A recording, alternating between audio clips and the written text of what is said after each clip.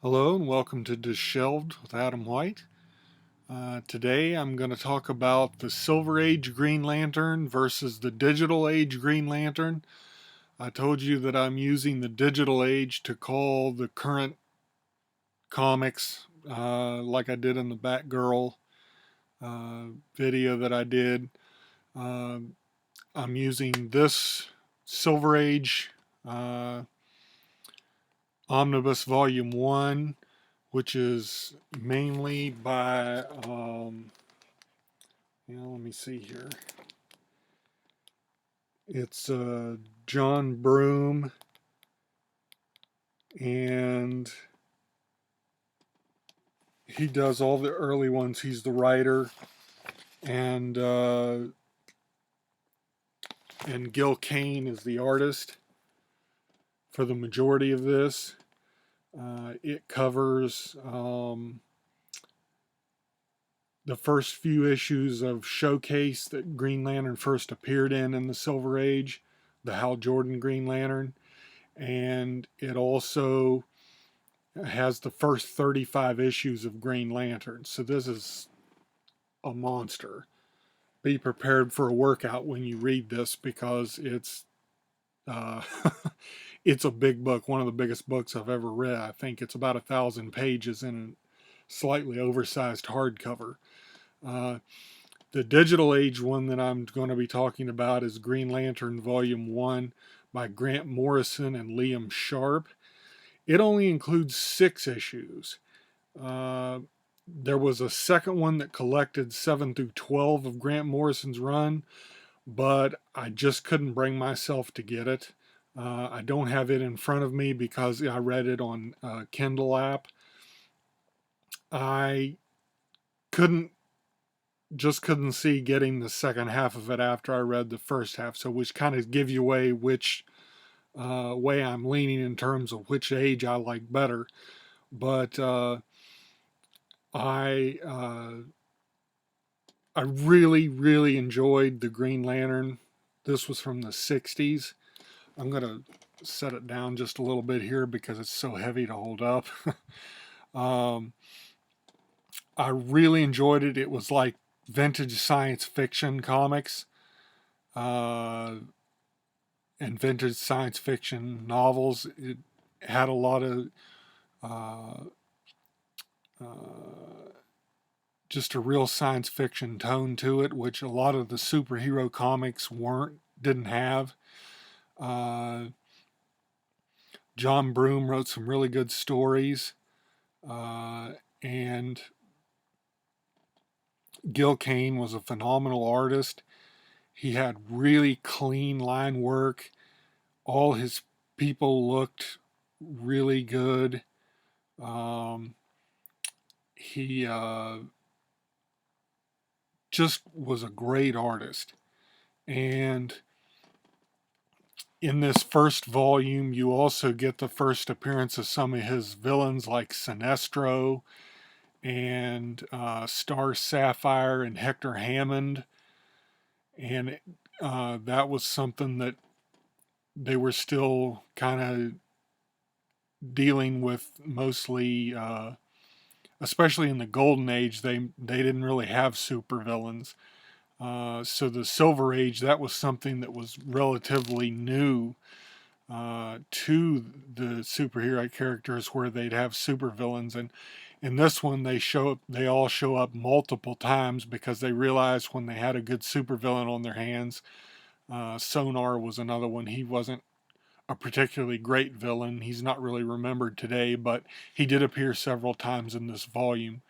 Uh, I really enjoyed the stories. They were all, there would be 3 parts to each issue, and um, sometimes it would be a 2-part story and a 1-part story. Other times there'd be 3 stories. Other times there'd be a 3-part story.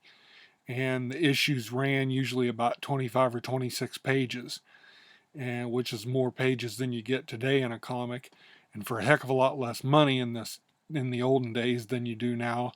I don't even buy regular comic books anymore. They're just too expensive. So I get everything in trade paperback because you can get it on Kindle most of the time for not much more than the cost of about 2 issues, and you can get a whole 6 issue or 8 issue mini series or something for the cost of the price of 2 floppy issues.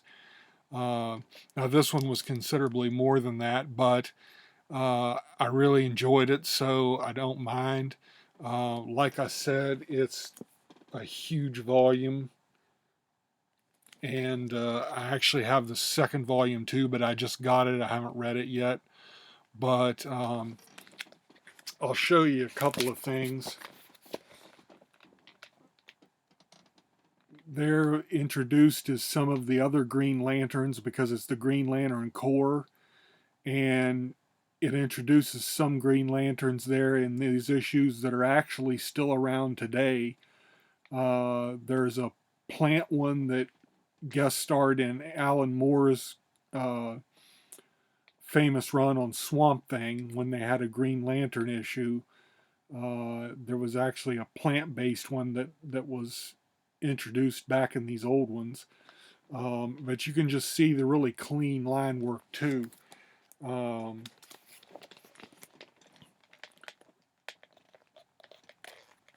right there, all his girls, of course, look pretty. All his guys are handsome. Just clean, beautiful line work by Gil Kane. Really good artist on this. And it all looks just as excellent as that.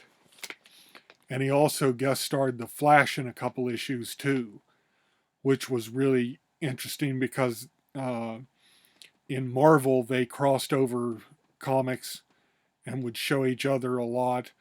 And I think some of that got picked up over on DC and realized when they had books like the Justice League that were really popular that had multiple superheroes in them, they're like, well, why can't we uh, do a comic on that and have people guest star in each other's issues? Well, the guest starring was popular with the Flash and Green Lantern, and they were really good issues, and they weren't crossovers. It was just guest starring appearances, so you didn't have to read another issue to follow what was going on. Everything was self-contained. Every issue, every issue in this book was self-contained. And that's something you don't get nowadays either. I was talking a lot like the Batgirl that I talked about in a previous video, where you just had those crossover issues that just made no sense. But all in all, love the Silver Age Green Lantern. I thought it was really entertaining. Nice science, if you're into science fiction. He could do just about anything with his Green Lantern ring, from shrinking into an atomic size to creating a time machine to, I mean, he just, you name it, and he did it with his ring. Unless somebody was dressed in yellow, and then he couldn't do anything to them. So he always had to work around that pesky uh, uh, inability to affect the color yellow. And that always came up in issues, and there'd be a yellow missile, and he'd be like, well, how, why so many people made so many things that were yellow to begin with when they didn't know about the rings. uh, Inability to affect it is beyond me, but uh, they had to have something to give him that made him, because otherwise he would have basically been a god, because he could do pretty much anything with his ring. Now, the digital age issues that I'm talking about are the Green Lantern that was by Grant Morrison and Liam Sharp. Let me talk about the art first. Liam Sharp is a really good artist. I wish I had something of his to show you. It looks almost like everybody's on steroids. I mean, his art is really good, but everybody is super in super shape. and you can almost see the veins standing out on their arms and stuff. But he was a really good artist, and he made the art in it as consistent as it could be as far as the story went. He did a really good job of making it as accessible as he could based on the story, which I'm going to get to in just a second. Um, but he did a really good job with it, and I recommend Liam Sharp's artwork if you can find something that he's done. Unfortunately, I can't recommend the Green Lantern that was by Grant Morrison. Uh, don't get me wrong, I've liked a lot of stuff Grant Morrison has done. I thought his run on Animal Man is one of my favorite runs of all times. I really loved his Animal Man. It ran about 26 issues or something, I think. It was really good, and I'd highly recommend it. You can get it in an omnibus volume if it's still in print. I don't know. DC occasionally runs out of print on stuff, but it's really good. I've got all the original issues to that series that he did, and I really liked it. I really liked what he did with New X-Men. I thought he did some different things with the X-Men than what had been done since Chris Claremont left, and I really enjoyed his run on X-Men. And he introduced a lot of new concepts in that, which is something that the X-Men had been lacking since the 90s. And I thought he did a really good job with that. Green Lantern, not so much. He wanted to play up the aspect that he's a space cop, and the issues, like I said, I only read the first 6 issues, which was the first volume, and it seemed almost like he wanted it to be a parody of old cop comics or cop shows, but it wasn't funny. Uh, it it just was really strange. I mean, he'd have Green Lantern talking like some kind of streetwise cop, and they'd play good cop, bad cop, and they had people in interrogation, and it just played out like an old cop show. And it wasn't funny, and it wasn't good enough to be serious either. You couldn't take it seriously. And there was a lot of strange stuff in it. And I'll put this down since I'm not talking about it.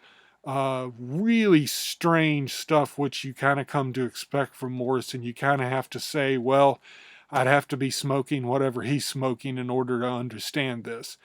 Because unfortunately, his later stuff, especially, has gotten to that point.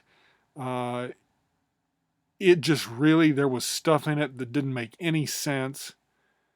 He had the strangest Green Lanterns just for the sake of strangeness. One of them looked like his head was a constantly exploding volcano.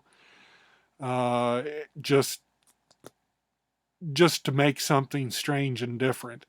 And I don't have anything against making things strange and different. It needed to have a little more solid story to it. Uh, it really was just all over the place.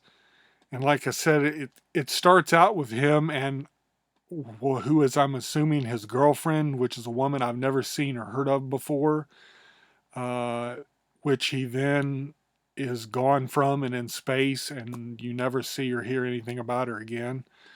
Uh, he just does the strangest things. Really, just things will be happening with the villains and the things that he's doing and that how Jordan's doing in it. And you just look at it and you go, what is going on here? I really don't know. So it's kind of hard to describe it as a whole because he goes undercover like an undercover cop would with these black stars that are like evil Green Lanterns and have some kind of power weapon that they have instead of the power rings. And so he does that. He does undercover work as part of his time as a space cop. But it just, you go through it and you're like, what is going on here? I really don't understand what's going on. And it's kind of hard to describe it because, excuse me, it was so hard to understand. Uh, so I really can't recommend it at all. Uh, he just, it seems like he was just trying to be strange for the sake of being strange. And if there's no plot behind it and good dialogue, and like I said, Liam Sharp did everything he could to make it accessible visually. He really did a good job because you could tell what was going on in the pictures, in the art. Even if the story you were reading along with it, you had no idea what was happening. So I give credit to Liam Sharp for that, because he did everything he could to make it accessible, even though the story was so out there. But I really recommend the Silver Age Green Lantern. I've really enjoyed reading it. Uh, it felt like it took as long to read those 6 issues of Morrison's run as it did to read like 38 issues in this. It just went by a lot more quickly. I love the fact that stories are self-contained in the Silver Age, where you create. I love that they did have crossover, not crossovers, but they had guest appearances by other superheroes. The Justice League showed up in one of these. Uh, he did have villains like Sinestro that were really good villains, and uh, just the line work was so good in this. Gil Kane was such a good artist.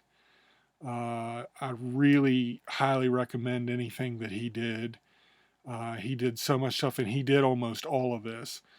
Uh, so talk about consistency. That's something you don't get today in modern comics. It seems like the creative teams switch every 5 or 6 issues, and the whole thing starts over again. Uh, Marvel and DC both just are just horrible about doing that, which is another reason I don't buy new comics anymore. But I love reading the old stuff. I hope you do too. And I highly recommend Silver Age Green Lantern Volume 1. Like I said, I've got Volume 2. Haven't read it yet. It's on my list. Uh, since I didn't read the second half of that Grant Morrison story, I don't know if that qualifies as a DNF or not. I'll let you decide that. But like I said, I just couldn't bring myself to pay for another 6 issues of what that was because it really made no sense whatsoever. Uh, but these stories were all self-contained in the Silver Age, and they were really clever stories. Like I said, even if the stuff he was doing was way out there, like shrinking himself or going back in time or whatever, it always made sense in and of itself of the story. And you believed it, which I can't say about the Grant Morrison run. Uh, like I said, Grant Morrison has done stuff that I've really loved, especially Animal Man. But I just couldn't get behind him in this one. It just was too out there. I just couldn't follow the story. Uh, Maybe you think differently. You're welcome to disagree with me. But I will end it at that and say I recommend Silver Age Green Lantern Volume 1. Uh, Great stories, great science fiction comics. And thank you for hanging out with me this week. I really appreciate your time. All 6 of you probably that are watching this. And I'll see you guys next week.